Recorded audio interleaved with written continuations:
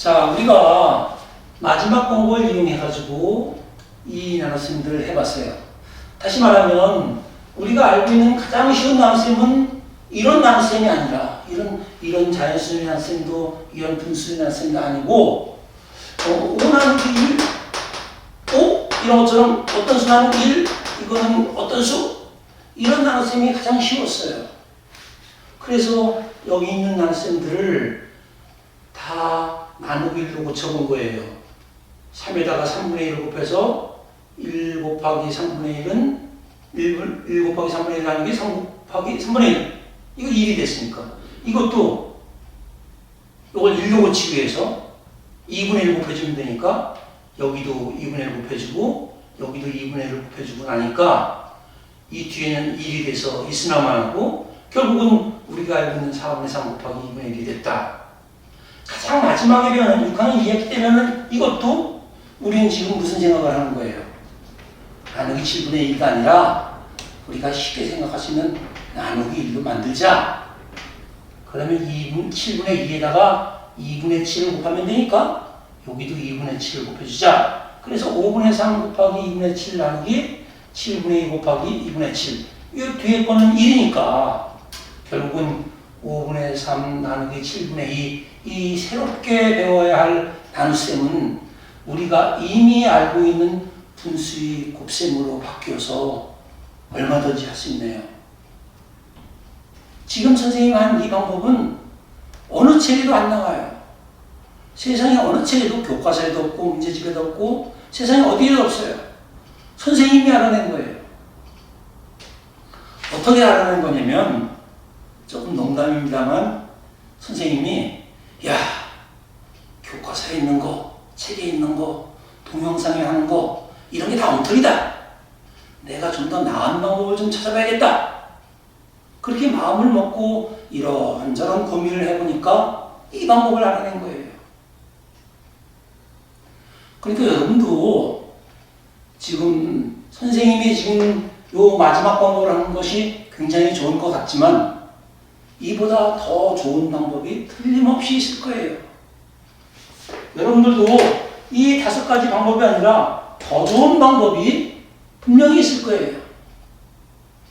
선생님이 이때까지 여러 개의 책이나 동영상에 나와 있는 것이 엉터리다라고 한 것처럼 여러분들도 선생님이 한 이 방법, 선생님이 지금 말하고 있는 이 동영상도 엉터리일 것이다. 그렇게 생각하고 저 사람이 얘기하는 것보다 더 좋은 방법은 없을까 하고 한번 생각을 해보세요. 틀림없이 선생님이 한 방법은 언젠가는 엉터리가 될 거예요. 이보다 더 좋은 방법은 반드시 나올 거예요. 그러니까 여러분들이 보다 나은 방법을 또 한번 찾아보도록 하세요. 자, 이번 시간 공부를 한번 정리해 봅시다.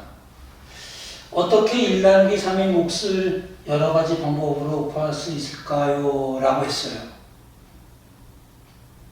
어떻게 구해야 되는 거였었냐면, 자, 이게 3학년 때 배운 내용이었어요. 이 3학년 때 배운 여러 가지 방법을 이용해서 1 나누기 3을 해본 거죠. 다시 말해서 6 나누기 2나 3학년 때 배운 6 나누기 2나 지금 배우려고 하는 1 나누기 3이나 비슷한 나눗셈이니까 이 6 나누기 2를 했던 여러 가지 방법을 이용해서 이 1 나누기 3도 여러 가지 방법으로 해봐야겠다. 그렇게 한 거잖아요. 그걸 간단히 뭐라고 그랬죠, 아까? 예, 추론한다고 했어요. 추론한다. 그러니까 어떻게 해야 되느냐? 추론해서 한다 그러면 되는 거예요. 물론 여러분들은 앞으로 배울 나눗셈도 우리가 간단히 해봤지만 이거 잘 아직 몰라도 괜찮아요.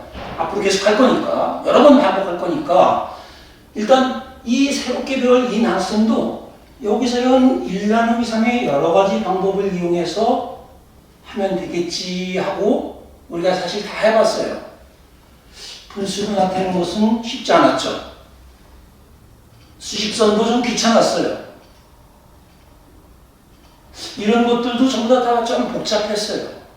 하지만 마지막 방법, 이 마지막 방법이라는 것이 1 나누기 3을 각각 3분의 1을 곱해서 1 곱하기 3분의 1로 고쳤었는데 왜 이렇게 고쳤냐면 나누기 3보다는 나누기 1 하는 게 쉬울 것 같아서 이 고친 이 방법을 이용해가지고 여기 있는 나눗셈들을 전부 다 나누기 1로 고쳐보니까 우리가 5학년 때 배운 다 분수의 곱셈으로 고쳐져가지고 쉽게 할 수 있었어요. 무슨 소리냐면 이 1 나누기 3의 이 방법하고 이 나눗셈 방법하고는 연결할 수가 있어요. 연결할 수. 잘 생각해보면 같아요. 이것과 이거는 같아요. 그걸 뭐라고 그러냐면 어려운 말로 창의융합 그래요. 창의융합. 창의융합 그래요. 우리나라 교육의 목표가 창의융합형 인재양성 그렇게 되어 있어요. 창의융합형 인재양성 그렇게 되어 있는데 창의융합형 인재가 되려면 창의융합을 잘할 줄 알아야 돼요. 창의융합을 잘하려면 앞에서 배운 것을 이용해서 새롭게 배운 것을 스스로 알아내야 돼요.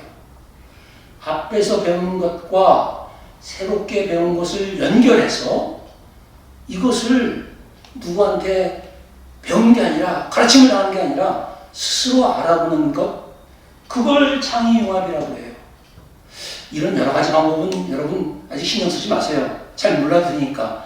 다른 나눗셈 가지고 또 여러 번 해볼 거니까 그건 몰라도 되지만 옛날에 배웠던 3학년 때 배웠던 나눗셈의 방법으로 1 나누기 3을 해보고 1 나누기 3의 방법으로 여러 분수의 나눗셈을 해보고 그런 것이 추론이다. 그리고 1 나누기 3을 했던 이 방법하고 이 방법은 결국은 같다.